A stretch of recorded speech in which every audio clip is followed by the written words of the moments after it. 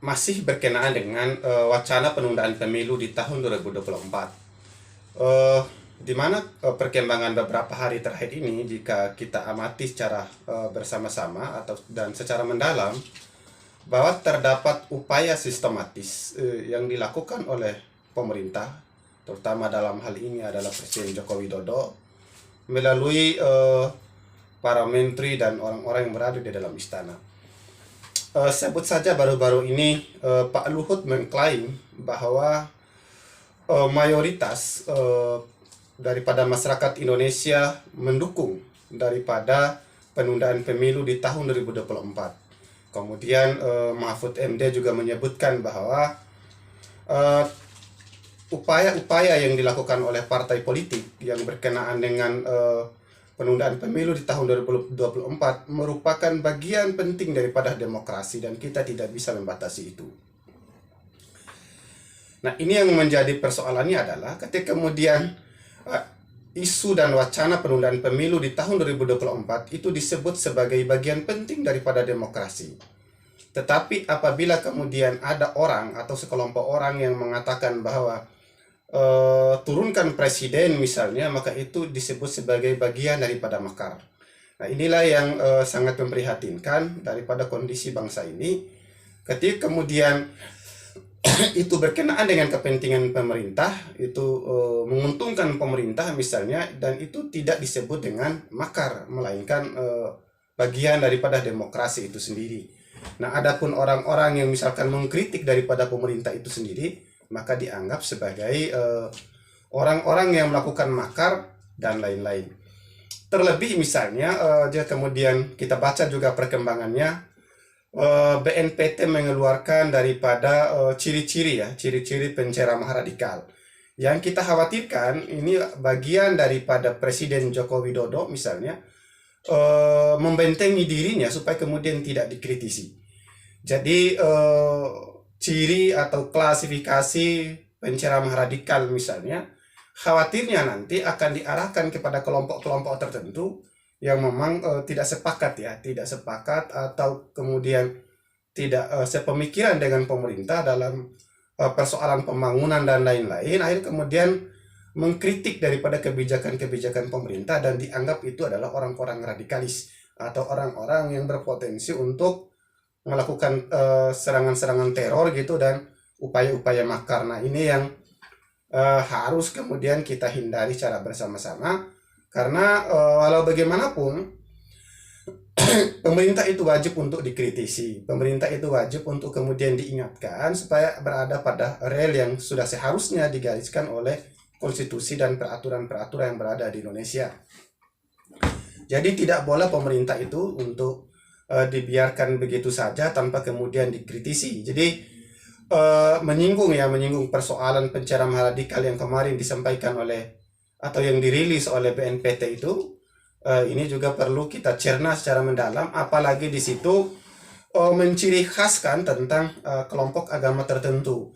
Jadi ada semacam diskriminasi bahwa seakan-akan yang menjadi teroris misalnya atau yang melakukan upaya-upaya teror itu adalah umat Islam. Jadi ciri yang disampaikan oleh BNPT itu sesungguhnya itu bernilai provokatif dan mendiskreditkan atau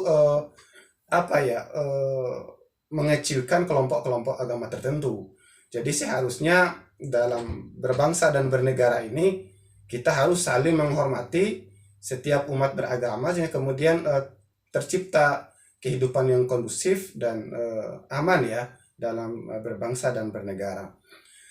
Nah, kembali ke persoalan awal bahwa upaya yang dilakukan oleh pemerintah dalam hal ini, kita bisa lihat ini adalah upaya yang sangat sistematis dan sangat terencana dengan baik ya.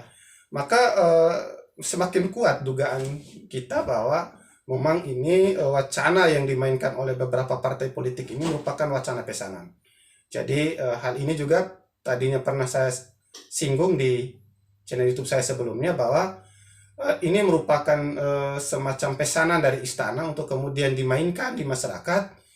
Kemudian nanti setelah ini menjadi ramai gitu, menjadi ramai dibicarakan, dan tentu ini akan dilakukan. Jadi kuat memang dugaan saya bahwa pemilu di tahun 2024 itu akan ditunda dan Presiden Jokowi akan diperpanjang masa jabatannya. Apakah dengan merevisi atau mengamandemen undang-undang, atau kemudian akan diterbitkan undang-undang baru ya kaitan dengan itu, yang mengatur tentang penundaan pemilu atau kemudian perpanjangan masa jabatan Presiden Jokowi. Jika yang kita kembali ke pernyataan Pak Luhut bahwa ada banyak ya, ada mayoritas daripada masyarakat ini mendukung daripada penundaan pemilu di tahun 2024 dan perpanjangan masa jabatan Presiden Jokowi. Jadi begini, ini khusus untuk Pak Luhut, saya rasa kita Bapak jangan terlalu tidur kelamaan gitu, sehingga kemudian menjadi keasikan bermimpi, lalu mengklaim hal-hal yang bukan berdasarkan khayalan dan mimpi-mimpi yang sangat tidak penting gitu, maksud saya seperti itu. Jadi faktanya pada hari ini masyarakat itu, mayoritas masyarakat Indonesia menolak daripada penundaan pemilu di tahun 2024 dan perpanjangan masa jabatan Presiden Jokowi. Ada banyak hal yang mendasari keputusan masyarakat tersebut. Selain ini bertentangan dengan konstitusi, yang jelas-jelas konstitusi kita mengamanatkan adanya pembatasan kekuasaan, juga berkenaan dengan makin melaratnya masyarakat kita pada hari ini. Makin melarat masyarakat kita. Contoh nyata misalnya kelangkaan minyak goreng, lagi-lagi yang kita singgung ini adalah kelangkaan minyak goreng yang sampai hari ini belum terpecahkan. Dan saya rasa Menteri Perdagangan dalam hal ini harus malu melihat kondisi masyarakat kita pada kaitan dengan persoalan ekonomi ini, harus malu, terutama yang berkenaan dengan minyak goreng. Masyarakat kita ngantri panjang, bahkan sampai ada korban nyawa yang berkenaan dengan itu. Ada ibu-ibu meninggal kemudian mengantri minyak goreng. Nah, ini Menteri Perdagangan seharusnya malu karena tidak mampu menyelesaikan persoalan ini. Dan terutama ini juga berkenaan dengan Presiden. Presiden harus malu, Presiden harus merasa gagal untuk mensejahterakan rakyatnya. Jadi seharusnya memang Presiden dipercepat ini pemilu gitu Pak Presiden. Bukan kemudian melakukan upaya-upaya yang secara sistematis makar terhadap konstitusi dalam rangka perpanjangan masa jabatan dan penundaan pemilu di tahun 2024. Jadi kelangkaan minyak goreng ini masih menjadi drama panjang yang belum kita lihat endingnya seperti apa. Sekalipun memang ada sejumlah partai politik yang telah menjadi pahlawan di tengah kelangkaan minyak goreng, misalnya sebut saja PDIP, kemudian ada Demokrat ya, dan ada PSI baru-baru ini misalnya juga membagikan minyak goreng kepada masyarakat. Nah, ini orang-orang partai ini jauh lebih hebat dari Menteri Perdagangan. Mereka bisa dapat itu minyak goreng yang jumlahnya luar biasa banyak, sementara Menteri Perdagangan kita belum mampu untuk itu. Nah, ini harus memang kita apresiasi upaya-upaya dari beberapa partai ini membagikan minyak goreng itu. Cuman kita juga patut mencurigai. Ini di tengah kelangkaan minyak goreng, kok mereka bisa dapat minyak goreng dalam jumlah besar? Jangan-jangan memang mereka ini bekerja sama dengan mafia-mafia minyak goreng misalnya, atau mungkin bisa saja mereka ini adalah mafianya sendiri dan menimbun daripada minyak goreng itu, lalu kemudian pada satu momen tertentu misalnya kemudian minyak goreng itu langka, lalu mereka muncul pahlawan gitu, membagikan minyak goreng kepada masyarakat, lalu mereka mendapatkan empati daripada masyarakat hingga kemudian elektabilitas dari partainya naik, dan lagi-lagi demokrasi kita dirusak. Hak warga negara kita untuk nanti menjadi pemilih yang independen berdasarkan hati nurani itu lagi-lagi dirusak.